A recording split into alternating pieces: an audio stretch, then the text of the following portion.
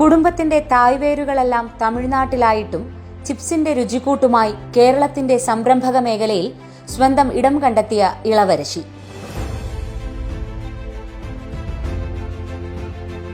തൃശൂരിൽ ഏറ്റവും തിരക്കേറിയ പുത്തൻപള്ളിയോട് ചേർന്ന് 2 സ്ഥാപനങ്ങളും കൂർക്കഞ്ചേരിയിലും തൃശൂർ റെയിൽവേ സ്റ്റേഷന് എതിർവശത്തായുള്ള സംരംഭങ്ങളും ഇന്ന് ഇളവരശിക്ക് സ്വന്തം ഉടമസ്ഥതയിലുണ്ട്.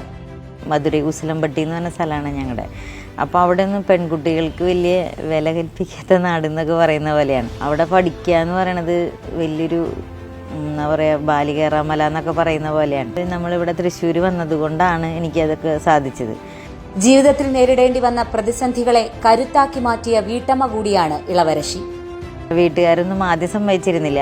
പിന്നെ പോകെ പോകെ അവർക്ക് മനസ്സിലായി ഇവളെന്തായാലും തിരിച്ചു വിടില്ല, അത് നല്ല രീതിയിൽ തന്നെ എത്തിച്ച് ഇപ്പം ശരിക്കും പറയും നീ ഞങ്ങളുടെ ഒരു വലിയൊരു അസറ്റാന്നൊക്കെ അവർ തന്നെ ഇങ്ങോട്ട് പറയും.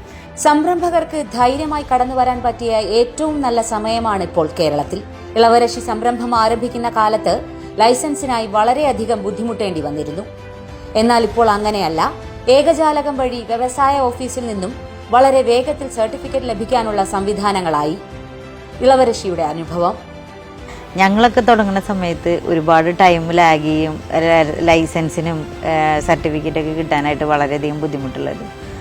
ഇപ്പം അങ്ങനെയല്ല. ഏകജാലകം വഴി DIC എന്നൊക്കെ പെട്ടെന്ന് തന്നെ എല്ലാ തരം സർട്ടിഫിക്കറ്റുകളും കിട്ടാനുള്ള ഓപ്ഷൻ ഉണ്ട്. റിസർച്ചിങ് സെൻ്ററുകളായാലും പഠിക്കാനുള്ള ഇതുകളായാലും DIC തന്നെ ഒരുപാട് ക്ലാസ്സുകളും ഒരുപാട് ഓപ്പർച്യൂണിറ്റി ഉള്ളതാണ്. ഈസ് ഓഫ് ഡൂയിങ് ബിസിനസ്സിൽ മാറ്റം വരുത്തിക്കൊണ്ടുള്ള നടപടി കേരളത്തിലെ സൂക്ഷ്മ ചെറുകിട ഇടത്തരം വ്യവസായങ്ങൾക്ക് എത്രമാത്രം പ്രയോജനകരമായി എന്നതിനുദാഹരണമാണ് ഇളവരശിയെ പോലുള്ള സംരംഭകരുടെ വാക്കുകൾ.